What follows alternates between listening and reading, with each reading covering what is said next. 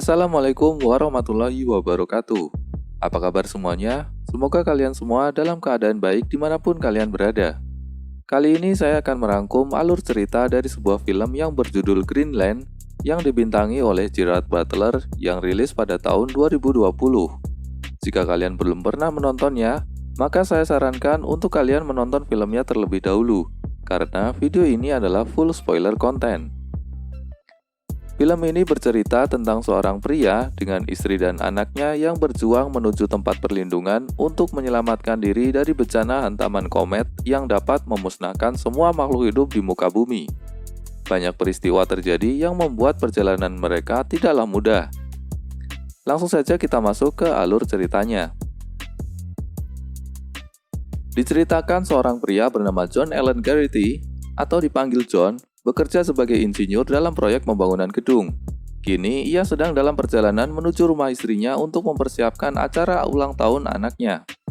Dalam perjalanan, terdengar siaran berita di radio bahwa sebuah komet bernama Clark yang berasal dari luar tata surya muncul beberapa minggu lalu dan akan melintasi bumi dengan jarak paling dekat sepanjang sejarah, sehingga bisa diamati bahkan di siang hari.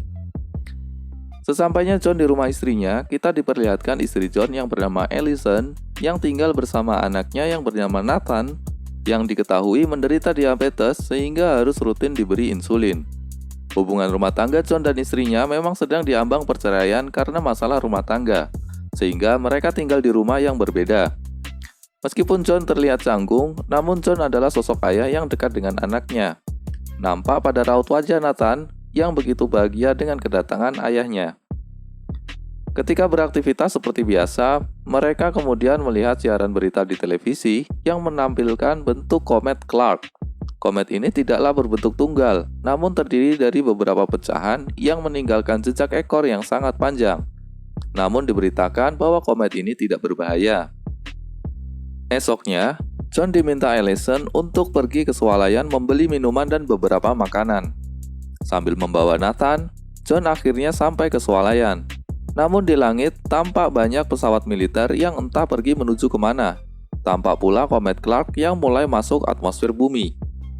Saat berbelanja, John mendapati HP-nya mendapat pesan peringatan presiden yang menyatakan bahwa John dan keluarganya terpilih untuk relokasi menuju shelter darurat dan hanya diperbolehkan membawa satu tas. Peringatan yang sama juga dikirim melalui televisi di rumah Allison. Sebagai informasi, televisi di rumah Allison adalah smart TV yang terhubung internet, sehingga memungkinkan mendapat pesan pribadi. Saat perjalanan pulang, tampak kendaraan-kendaraan militer mulai bergerak. Hal ini menambah kecemasan John bahwa hal buruk sedang terjadi.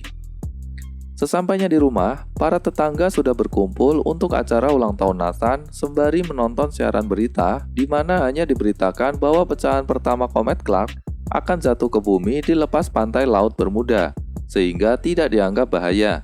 Bahkan, sampai disiarkan secara langsung proses jatuhnya pecahan komet tersebut. Namun tak terjadi apapun.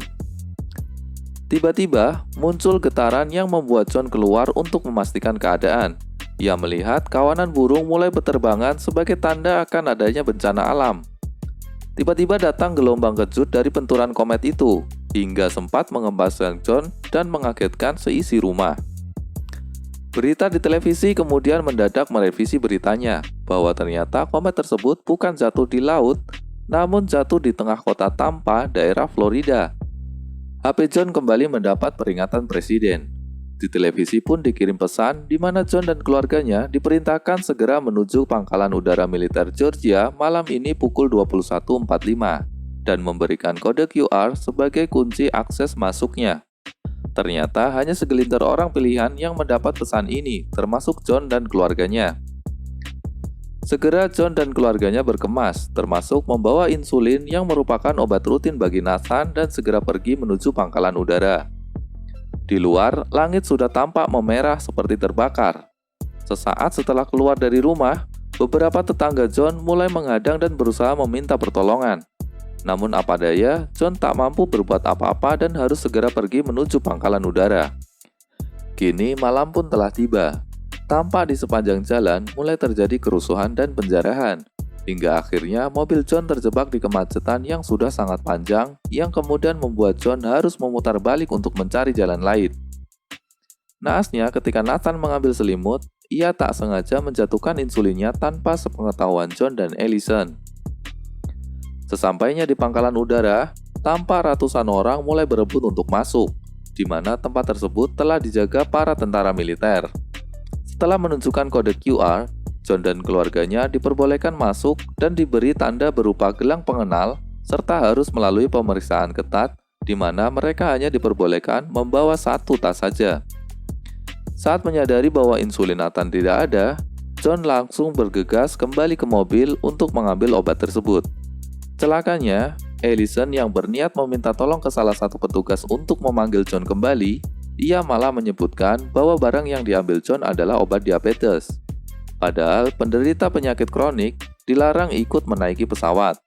Alhasil, Allison harus mencari jalan lain agar ia dapat membawa Nathan ikut naik pesawat.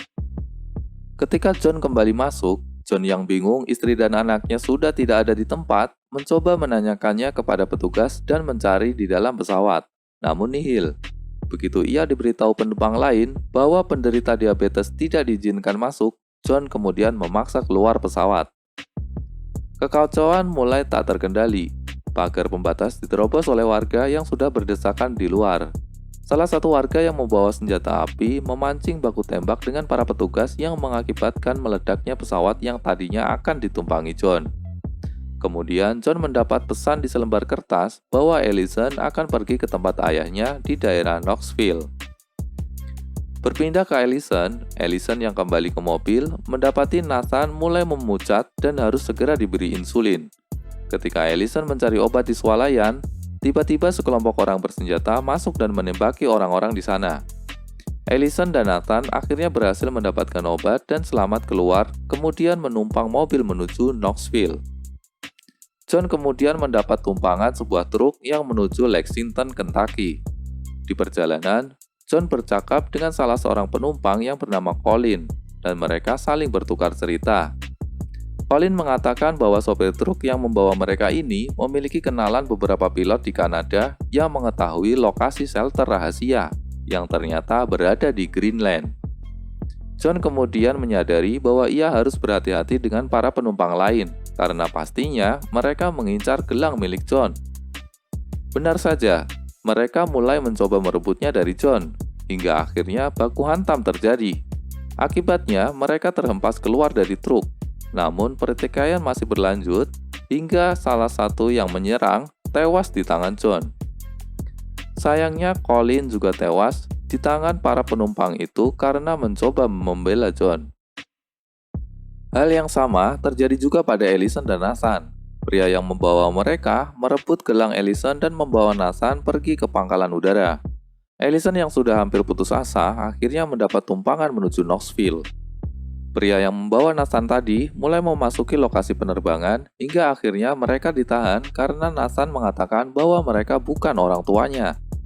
Nathan kemudian berhasil diselamatkan petugas. Kendaraan Allison akhirnya tiba di kemacetan dekat lokasi penerbangan.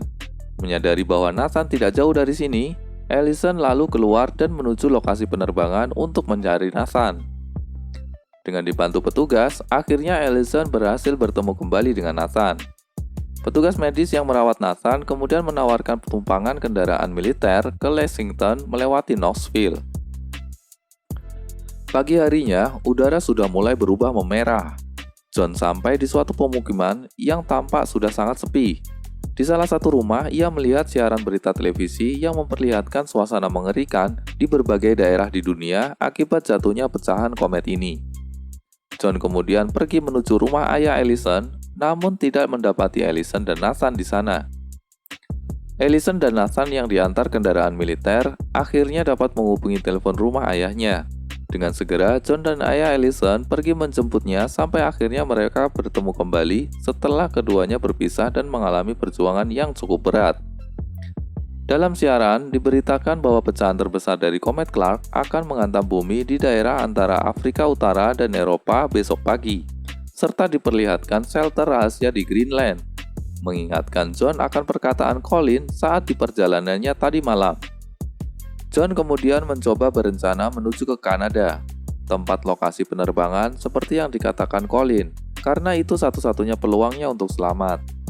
Ketika berpamitan dengan ayah Ellison, di sini terungkap penyebab John dan Ellison selama ini berpisah. Dan John saat ini mencoba memperbaiki kesalahannya dengan menyelamatkan Ellison dan Nathan. Tiba-tiba sebuah pecahan komet jatuh di lokasi yang dekat dengan tempat mereka yang membuat mereka harus sesegera mungkin pergi dari sana, meski dengan berat hati meninggalkan ayah Ellison. Kini, tinggal 15 jam lagi sebelum pecahan komet terbesar jatuh menghantam bumi. Perjalanan John sempat terhambat karena adanya kecelakaan kereta.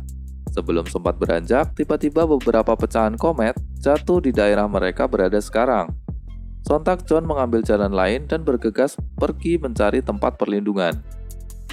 Malamnya, John melanjutkan perjalanan hingga akhirnya mereka sampai bandara di mana pesawat terakhir akan lepas landas. Sempat terjadi ketegangan karena pesawat tersebut sudah penuh dan akan berbahaya jika melebihi kapasitas. Namun mereka akhirnya diizinkan untuk ikut pesawat tersebut dan pergi menuju Greenland. Setelah beberapa jam perjalanan, tibalah mereka di daerah Greenland. Namun tiba-tiba jatuh pecahan komet yang cukup besar sehingga gelombang kejutnya menghantam pesawat yang mereka naiki dan menyebabkan beberapa kerusakan sehingga pesawat terpaksa harus mendarat darurat. Semua penumpang selamat, namun sayangnya tidak dengan pilot dan kopilotnya. John dan penumpang lain kemudian melanjutkan perjalanan dengan berjalan kaki sejauh 1,5 km yang kemudian diangkut menggunakan truk militer menuju shelter. Akhirnya pecahan komet terbesar menghantam bumi. Tinggal beberapa menit sebelum efek ledakan mencapai shelter. Hingga akhirnya mereka hanya bisa menunggu sampai bencana ini terlewati.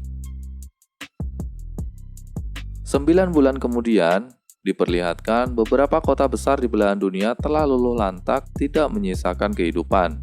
Kini akhirnya pintu shelter dibuka, di mana hanya pemandangan mengerikan yang ada di hadapan mereka. Namun sepasang burung tampak berterbangan sambil berkicau menandakan kondisi di luar yang sudah aman. Film ditutup dengan suara saluran komunikasi radio bahwa beberapa shelter di belahan lain bumi juga berhasil selamat dari bencana komet ini. Meski demikian, kini bumi tidak seindah yang dulu lagi. Dan film pun tamat.